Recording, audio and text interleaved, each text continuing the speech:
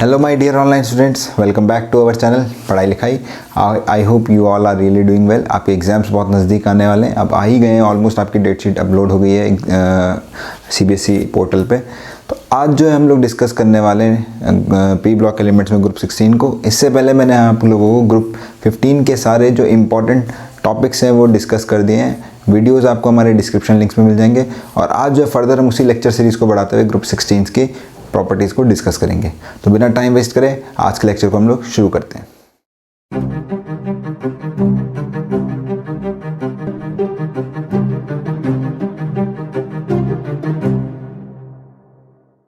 तो dear student, group 16 जो है इसको बोलते हैं हम लोग ऑक्सीजन फैमिली, और एक और नाम जो इनको बोला जाता है दैट इज चाल्कोजेंस। तो जिस तरीके से हम लोगों ने ग्रुप 16 को स्टडी किया, जैसे वहाँ पे हम लोगों ने सबसे पहले फिजिकल प्रॉपर्टीज़ को डिस्कस किया, फिर केमिकल प्रॉपर्टीज़ को डिस्कस किया, और फिर देन डिफरेंट जो एलिमेंट है उनके डिफरेंट कंपाउंड्स को, इंपॉर्टेंट कंपाउंड्स को हमने डिस्कस किया। उसी तरीके से हम लोग ग्रुप 16 को भी डिस्कस करेंगे। तो सबसे पहले आज जो हम लोग डिस्कस करेंगे ग्रुप 16 की फिजिकल प्रॉपर्टीज़ को। और फिजिकल प्रॉपर्टीज़ में सबसे पहले हम लोग डिस्कस करेंगे metallic and non metallic character. इसमें भी हम लोग सबसे पहले डिस्कस करेंगे metallic and non metallic character. Metallic and non metallic character.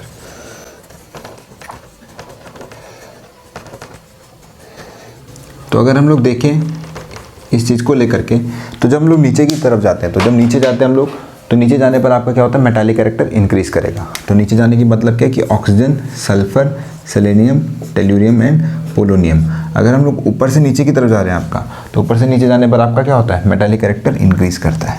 Metallic character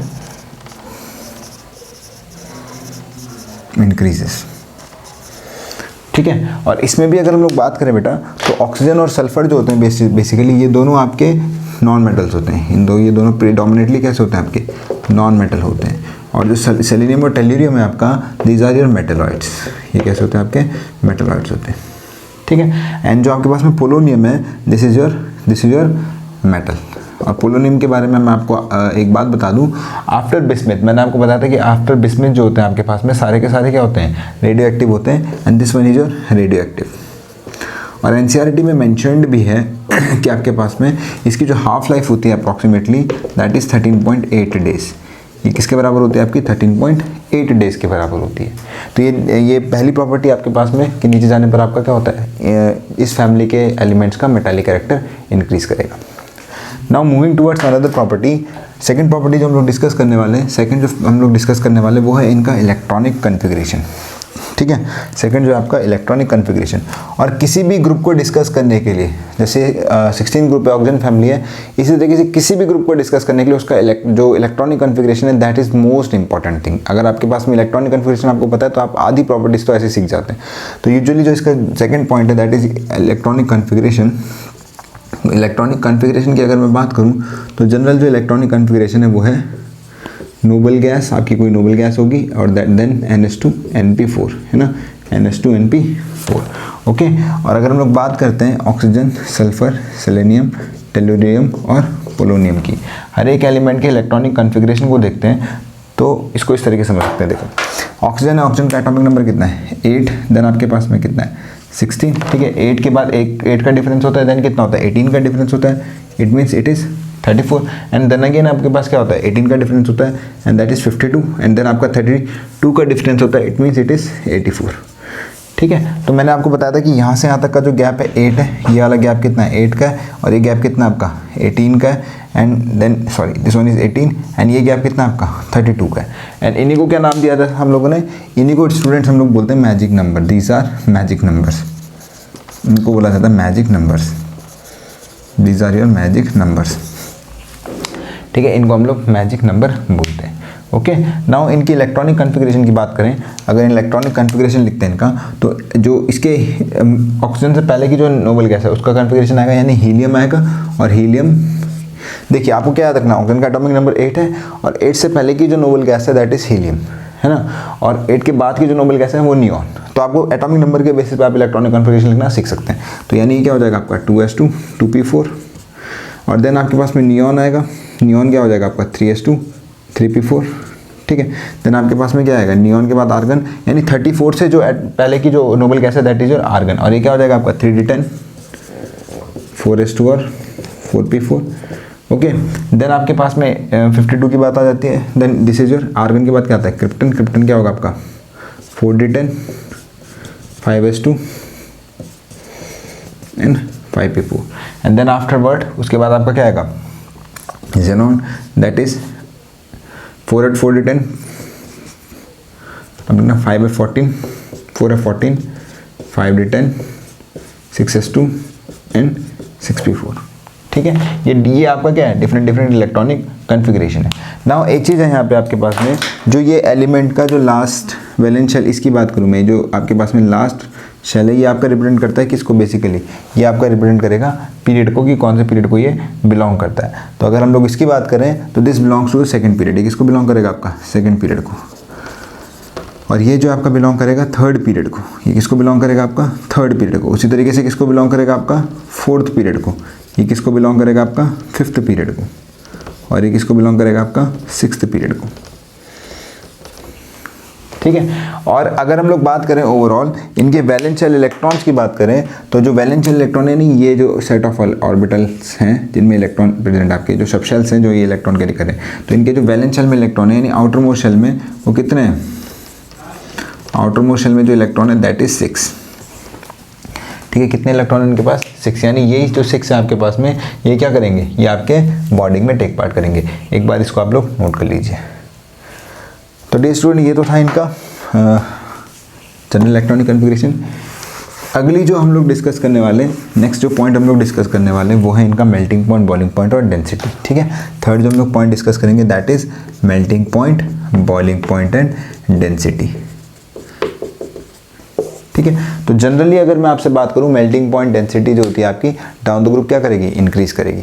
ठीक है, तो अगर हम लोग ऑक्सीजन, सल्फर, सेलेरियम और टेल्यूरियम से पोलोनियम की तरफ जा रहे हैं तो आपका साइज बढ़ता है, और साइज बढ़ने से इंटरेक्शन बढ़ता है, इंटरेक्शन बढ़ेगा, यानी कौन सा इंटरेक्शन, वंडरवॉल इंटरेक्शन बढ़ेगा, और जब वंडरवॉल इंटरेक्शन बढ़ता है तो आपका मेल्टिंग पॉइंट और बॉइलिंग पॉइंट बढ़ते हैं। और जब ये चीज़ें बढ़ रही हैं आपका, तो ओवरऑल आपको मास भी इंक्रीज कर रहा है, और मास भी इंक्रीज कर रहा है तो इसका मतलब क्या है, आपका डेंसिटी भी इंक्रीज करेगी। तो इसका मतलब क्या है कि नीचे जाने पर आपका क्या होता है, नीचे जाने पर ये तीनों की तीनों all three properties increases down the group. ये तीनों की तीनों प्रॉपर्टीज जो होती हैं आपकी नीचे जाने पर बढ़ती हैं, यानी ऑक्सीजन से ज़्यादा किसकी, सल्फर की, सेलेरियम की, टेल्यूरियम की और देन पोलोनियम की। वैसे पोलोनियम की इतनी स्टडी की नहीं जाती है ना, क्योंकि उसका एक तो अबंडेंस भी बहुत कम है, इतना आपका अवेलेबल नहीं है, तो मोस्टली जो है उसकी इतनी प्रॉपर्टीज़ आपकी डिस्कस्ड नहीं है। तो नीचे जाने पर ये तीनों प्रॉपर्टी, ये तीनों जो मेल्टिंग पॉइंट, बॉइलिंग पॉइंट और डेंसिटी है क्या कर रही है आपका, इंक्रीज कर रही है। इसको नोट कर लीजिए आप लोग।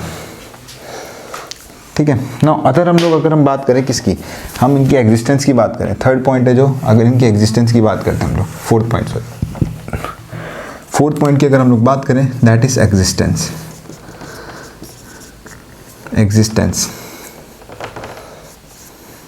ठीक है, तो अगर हम लोग एग्जिस्टेंस की बात कर रहे हैं तो सिंपल आपके पास में O2 जो होता है स्टूडेंट्स, वो किसकी तरह एग्जिस्ट करता है, O2 जो आपका डायटोमिक गैस की तरह एग्जिस्ट करता है, it exist in diatomic gas. और जो मैंने आपको लास्ट लेक्चर में पूरा एक्सप्लेन किया है कि किस तरीके से कोई जो स्मॉल एटम होता है जिन पर इलेक्ट्रॉन डेंसिटी ज़्यादा होती है, वो रिपल्शन को कम करने के लिए आपका गैसेस स्टेट को अप्रोच करते हैं। जैसे नाइट्रोजन का केस मैंने आपको समझाया था, तो मैंने आपको फॉस्फोरस बताया था कि साइज बढ़ने लग गया। तो उसी तरीके से क्या होता है कि O2 के अंदर में, मैं थोड़ी देर आऊँगा बॉन्डिंग को जब मैं डिस्कस करूँगा इनके अंदर में, O2 जो होता है आपका डायटोमिक गैस में एग्जिस्ट करता है। एंड जैसे सल्फर है, अगर हम लोग सल्फर की बात करें तो सल्फर का साइज़ क्या हो गया आपका, सल्फर का साइज़ हो गया कंपेरेबल। ध्यान से सुना मेरी बात को, नोट कर लेना इसको। सल्फर का साइज़ आपका कंपेरेबल है। सल्फर का साइज़ कंपेरेबल का मतलब क्या है कि साइज़ बढ़ रहा है, ऑक्सीजन के कंपेरिजन में बड़ा है, और अगर ऑक्सीजन के कंपेरिजन में बड़ा होगा तो उसका वंडरवॉल इंटरेक्शन बढ़ेगा, और अगर वंडरवॉल इंटरेक्शन बढ़ेगा आपका, तो इसका मतलब ये है कि उसकी जो स्टेट ऑफ एग्जिस्टेंस है वो बढ़ेगी, क्योंकि नंबर ऑफ एटम्स क्या होंगे, ज़्यादा जुड़ेंगे उसके साथ में। तो जैसे आपके पास में सल्फर है स्टूडेंट्स, ये पॉलीएटॉमिक स्टेट में एग्जिस्ट करता है, पॉलीएटॉमिक स्टेट में एग्जिस्ट करेगा। और अगर ये पॉलीएटॉमिक स्टेट में एग्जिस्ट करता है तो जिस तरीके से ये S8 हो गया आपका, S6 हो गया, सल्फर के कंपाउंड्स को हम लोग डिस्कस करेंगे, वो आपके सिलेबस में है। उसमें हम देखेंगे कि सल्फर डिफरेंट एलोट्रोपिक फॉर्म में किस तरीके से एग्जिस्ट करता है। तो इसको आप लोग नोट कर लीजिए। तो चलिए स्टूडेंट्स, अगला जो पॉइंट हम लोग डिस्कस करेंगे that is your atomic size and ionic size. Next जो पॉइंट हम लोग डिस्कस करेंगे that is atomic size and ionic size. तो सिंपल सी बात है, नीचे जाने पर आपका क्या करेगा, साइज इंक्रीज करेगा। तो on going down the group, reason क्या है, मैं रीजंस आपको बहुत अच्छे से एक्सप्लेन कर चुका हूँ। On going down the group atomic size increases. और रीज़न क्या है इसके पीछे, ये तो गांव का बच्चा जानता है, हर कोई जानता है इस चीज़ के बारे में कि इसके पीछे जो रीज़न है आपका वो ये है कि नीचे जाने पर आपका नंबर ऑफ शेल्स बढ़ते हैं, है ना। नीचे जाने पर क्या होता है, आपका नंबर ऑफ शेल्स इंक्रीज करते हैं, ठीक है। तो इसको आप लोग ध्यान में रखिएगा। तो साइज का मैं अगर ऑर्डर लिखूंगा वो क्या लिखूंगा, ऑक्सीजन से ज़्यादा सल्फर का, देन सेलेनियम का, देन टेल्यूरियम का और देन पोलोनियम का। तो ऑलमोस्ट जो टेल्यूरियम और पोलोनियम है उनका साइज ऑलमोस्ट क्या होता है, सेम होता है। जैसे मैंने आपको नाइट्रोजन फैमिली में बताया था, एंटीमनी और बिस्मुथ का साइज ऑलमोस्ट क्या हो जाता है, सेम हो जाता है, यानी इतना ग्रेजुअल चेंज नहीं आता है। और रीज़न आपके वही है जो हम लोग पीछे पढ़ चुके हैं। तो जो शुरू के जो लेक्चर थे, जब मैंने नाइट्रोजन फैमिली को डिस्कस किया तो उसमें फिजिकल प्रॉपर्टीज़ को मैंने बहुत अच्छे से एक्सप्लेन कर रखा है, हर एक पॉइंट को मैंने समझाया हुआ है। तो आप लोग उसको अगर ढंग से समझ लेंगे तो यहाँ पे आपको प्रॉपर्टीज़ को समझने में भी इतनी दिक्कत नहीं होगी, क्योंकि जो पीरियोडिक प्रॉपर्टीज़ होती है कुछ एक चेंज आते हैं, कुछ जगहों पे चेंज आते हैं, वो हमें याद रखने होते हैं, बाकी सारी कैसे चलती है, कांस्टेंट चलती है। और यही तरीका होता है इनऑर्गेनिक में चीज़ों को याद रखने का, कि जो चेंज आ रहा है उसको समझ लो और बाकी जो आपका वो क्या है, कांस्टेंट ही है। जैसे साइज तो नीचे की तरफ बढ़ेगा ही बढ़ेगा, लेकिन जहाँ पे आपका चेंज आ रहा है, जिनमें आपका चेंज आ रहा है उनको आप लोग पढ़ लीजिए, उनको बस आप लोग याद कर लीजिए। तो आप उसको नोट कर लीजिए।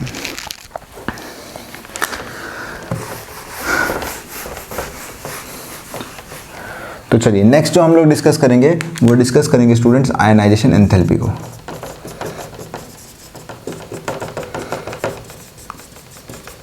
नेक्स्ट जो हम लोग डिस्कस करेंगे दैट इज आयनाइजेशन एंथैल्पी। अब जैसा कि नीचे जाने पर आपका साइज बढ़ रहा है और साइज बढ़ेगा तो इलेक्ट्रॉन की डिस्टेंस जो न्यूक्लियस से बढ़ेगी, और साइज बढ़ने की वजह से ही आपका क्या होता है, इलेक्ट्रॉन इजीली आपका रिमूव करवाया जा सकता है, ठीक है, क्योंकि फोर्स ऑफ अट्रैक्शन कम हो जाएगा। और अगर इलेक्ट्रॉन इजीली रिमूव करवा सकते हैं हम लोग, तो इसका मतलब क्या है, इसकी ionisation enthalpy down the group क्या करेगी, डिक्रीज करेगी। तो on going down the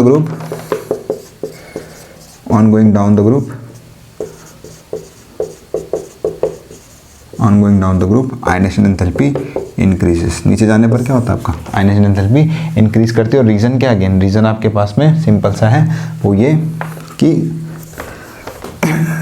size increases ना, size increases, that is number of shells increases, shells increases. तो यानी ऑक्सीजन की सबसे ज़्यादा आयनाइजेशन एंथैल्पी होगी, देन सल्फर की, देन सेलेनियम की से कम, टेल्यूरियम सबसे कम किसकी होगी, आपकी पोलोनियम की होगी। तो इसको आप लोग याद रखिएगा कि आयनाइजेशन एंथैल्पी का ये ऑर्डर रहता है। इस पोर्शन से तो बहुत रेयरली क्वेश्चन आते हैं। क्वेश्चन जहाँ से आएंगे मैं बताऊंगा आपको कि किस पोर्शन से मेजरली क्वेश्चन बनेंगे, क्योंकि आपके पास में चॉइस बहुत ज़्यादा बनने वाली है। और चॉइस बनने वाली तो इसका मतलब उसके कुछ सेलेक्टेड रीजन होगा, कि काफ़ी चैप्टर काफ़ी बड़ा है और इन्होंने इक्वल डिस्ट्रीब्यूशन रखना है हर एक चीज़ का। तो यहाँ से बहुत रेयरली क्वेश्चन आपका बनता है, लेकिन जहाँ से बनेगा मैं आपको बताऊँगा, ठीक है। अगला पॉइंट जो हम लोग डिस्कस करेंगे दैट इज इलेक्ट्रोनेगेटिविटी।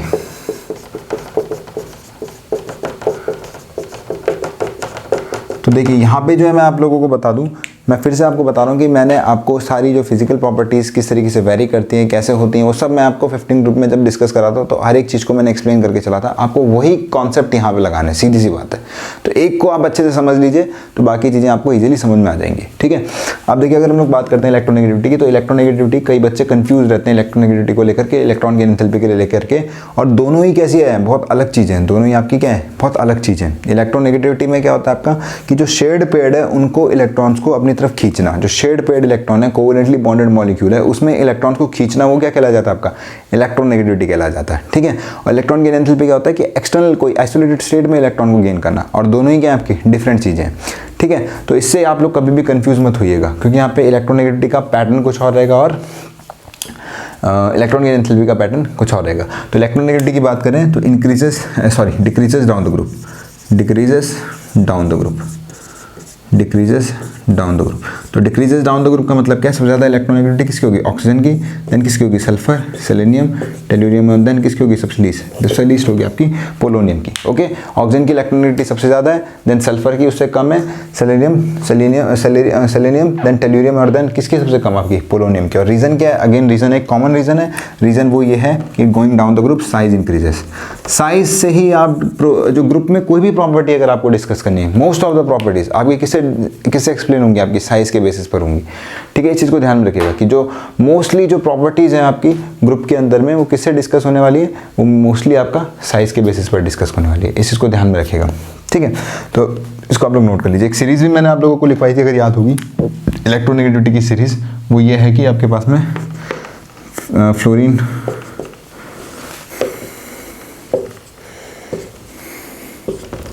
तो एक आपके पास में सीरीज़ है जो इलेक्ट्रोनेगेटिविटी को क्या करती है, आपका रिप्रेजेंट करती है। तो अगर हम लोग देखें, फ्लोरीन की सबसे ज़्यादा होती है, देन ऑक्सीजन की, देन नाइट्रोजन। क्लोरीन की ऑलमोस्ट क्या होती है आपकी, सेम होती है। और उसके बाद क्या होती है आपकी, ब्रोमीन की, आयोडीन, ब्रोमीन से ज़्यादा होगी, देन आयोडीन, सल्फर और कार्बन की क्या होती है, ऑलमोस्ट सेम होती है। और इससे ज़्यादा इसकी, और फॉस्फोरस और हाइड्रोजन की क्या होती है आपकी, इक्वल होती है। तो इसी, इसको मैं बार बार लिखाता रहता हूँ ताकि आपको क्या हो जाए, याद हो जाए। काफ़ी इंपॉर्टेंट है ये, आपका 11 से चलता आ रहा सिलसिला। तो ये आपके पास में 4 है इसकी इलेक्ट्रोनेगेटिविटी, देन इसकी कितनी है 3.5, देन इसकी कितनी है 3, और इसकी कितनी है 3। और ब्रोमीन की कितनी है आपकी, ब्रोमीन की अप्रॉक्सीमेटली 2.5। ठीक है, आयोडीन की जो है आपके पास में इसकी लगभग 2.8 के करीब होती है। ठीक है, और आयोडीन की 2.5, 2.5, 2.5, और इनकी कितनी होती है 2.1, 2.1। तो ये इलेक्ट्रोनेगेटिविटी की सीरीज़ का ऑर्डर है। ठीक है, इसको आप लोग नोट कर लीजिए। इससे आपके बहुत सारे क्वेश्चंस बन जाएंगे, बहुत सारे कॉन्सेप्ट्स क्लियर हो जाएंगे, चीज़ें इजीली समझ में आएंगी। इसीलिए इस सीरीज़ को आप लोग बार बार लिखिए और बार बार इसको रिवाइज कीजिए, जिससे आप लोगों को प्रॉब्लम नहीं आएगी कॉन्सेप्ट्स को बिल्डअप करने में। तो इसको नोट कर लीजिए आप लोग। तो चलिए, अगला है जो बहुत ही इंपॉर्टेंट मैं आपको पढ़ाने वाला हूँ, that is electron gain enthalpy इस ग्रुप की। ठीक है, तो electron gain enthalpy is very very much important in this group. Electron gain enthalpy, this is very much important. इसको आप लोग बहुत ज़रूरी ध्यान से पढ़िएगा, काफ़ी ज़्यादा इंपॉर्टेंट है, very very important for this particular group. ठीक है, ये काफ़ी ज़्यादा इंपॉर्टेंट है, इसको ध्यान में रखिएगा आप लोग। ये यहाँ से क्वेश्चन बनने के पूरे चांसेस है। ठीक है, तो फिर से मैं आपको एक बार रिमाइंड करा दूँ, इलेक्ट्रॉन गेन एंथैल्पी क्या होता है कि किसी भी आइसोलेटेड स्टेट में, किसी भी आइसोलेटेड एटम की जो स्टेट होगी उसमें कितना एनर्जी का एक्सचेंज हो रहा है ड्यूरिंग द एक्सेप्टेंसी ऑफ इलेक्ट्रॉन। अगर कोई एटम है आइसोलेटेड स्टेट में और वो इलेक्ट्रॉन को गेन कर रहा है तो कितना एनर्जी का एक्सचेंज होगा, उसी को क्या बोलते हैं हम लोग, इलेक्ट्रॉन गेन एंथैल्पी बोलते हैं। और ये जो इलेक्ट्रॉन गेन एंथैल्पी आपकी आइदर एक्सोथर्मिक भी हो सकती है और एंडोथर्मिक भी हो सकती है, इस चीज़ का ध्यान रखिएगा।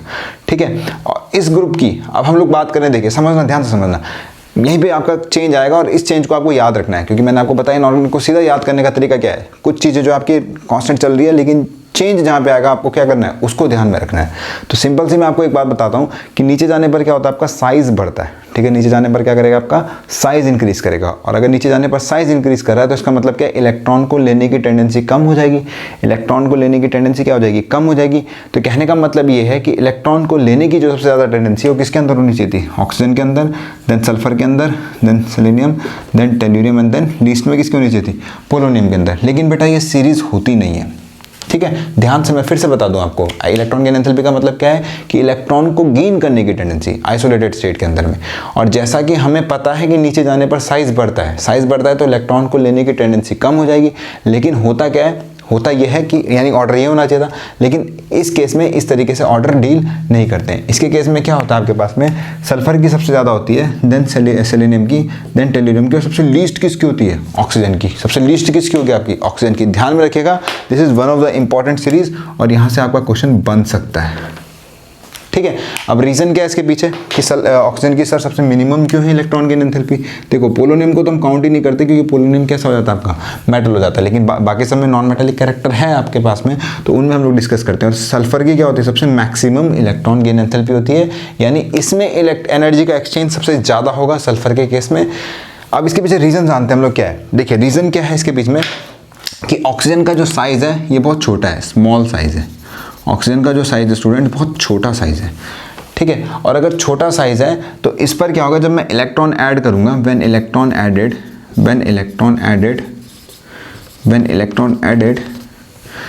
Repulsion takes place, repulsion among electrons increases. ठीक है। रिपल्शन क्या करेगा, बढ़ने लग जाएगा, ड्यू टू विच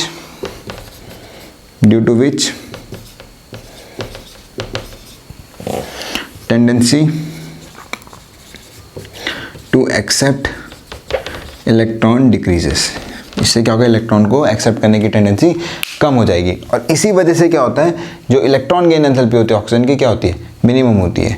अब एक और कॉन्सेप्ट मैं आपको यहाँ पे समझा दूँ, वो क्या है कि जब क्या करता है ऑक्सीजन, जब आपकी आइसोलेटेड गैसेस स्टेट में ये पहला एक इलेक्ट्रॉन गेन करेगा तो O- में कन्वर्ट होगा, O- में कन्वर्ट होगा। और जैसा कि मैंने आपको थोड़ी देर पहले बताया कि जो इलेक्ट्रॉन गेन एंथैल्पी होती है वो क्या होती है आपकी, वो दोनों तरीके की होती है, यानी उसमें आपका एक्सोथर्मिक प्रोसेस भी है और आपका एंडोथर्मिक प्रोसेस भी है। तो कहने का मतलब ये है कि जो पहला स्टेप होगा यहाँ पे, that will be your negative. लेकिन ध्यान में रखना बच्चों, वो क्या ध्यान में रखना आप लोग, कि जब oxygen minus ion electron gain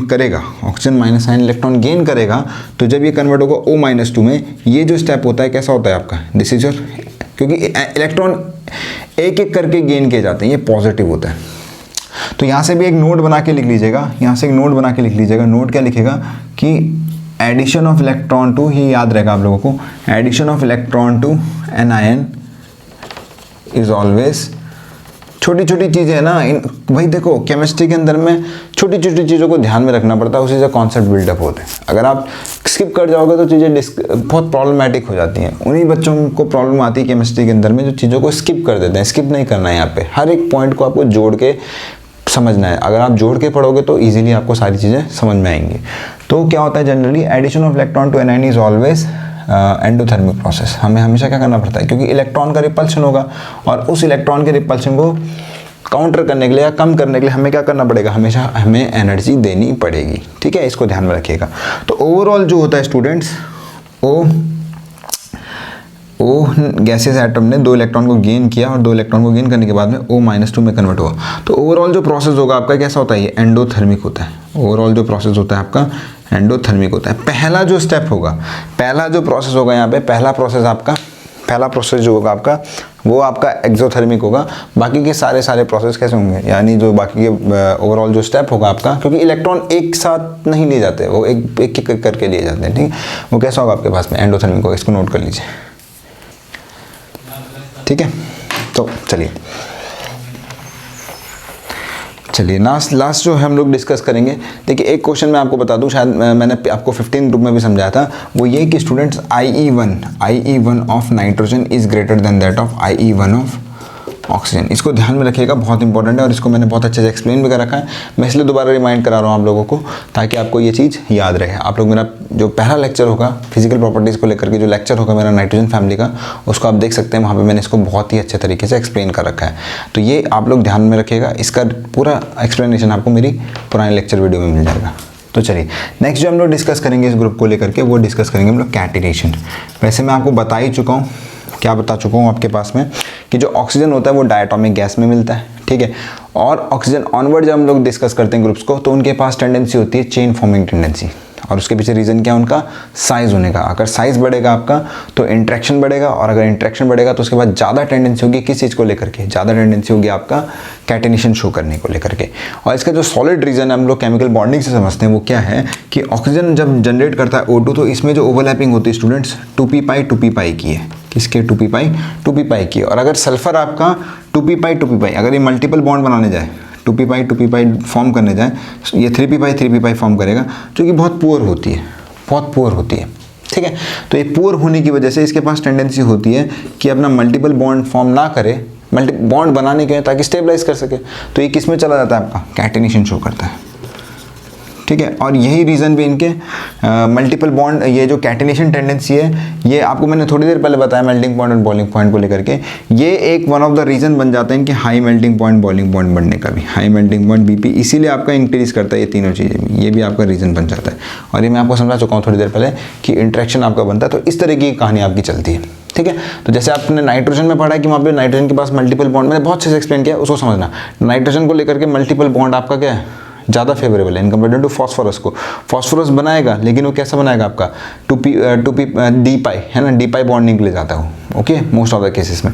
तो उसमें आप लोग इस तरीके से समझ सकते हैं इस चीज़ को। तो चलिए, ये तो था आपका फिजिकल प्रॉपर्टीज़ को लेकर के। तो आज के लेक्चर में मैंने आपको डिस्कस किया कार्बन ऑक्सीजन फैमिली की फिजिकल प्रॉपर्टीज़ को लेकर के, इसको आप अच्छे से समझिए, इस वीडियो लेक्चर को देखिए और फिर आप लोग एनसीईआरटी रीड आउट कीजिए। आपको बहुत सारी चीज़ें सीखने के लिए मिलेंगी। फर्दर जो हम लोग जल्दी इसका सेकंड पार्ट लेके आएंगे, जिसमें हम लोग मैं केमिकल प्रॉपर्टीज़ को स्टार्ट करूँगा, फिर मैं ऑक्सीजन की प्रिपरेशन को स्टार्ट करूँगा। तब तक के लिए हमारे चैनल के साथ बने रहिए ताकि आप लोग को वो चीज़ें और ईजिली समझ में आ सके। Thank you for watching this, keep sharing this and subscribe our channel.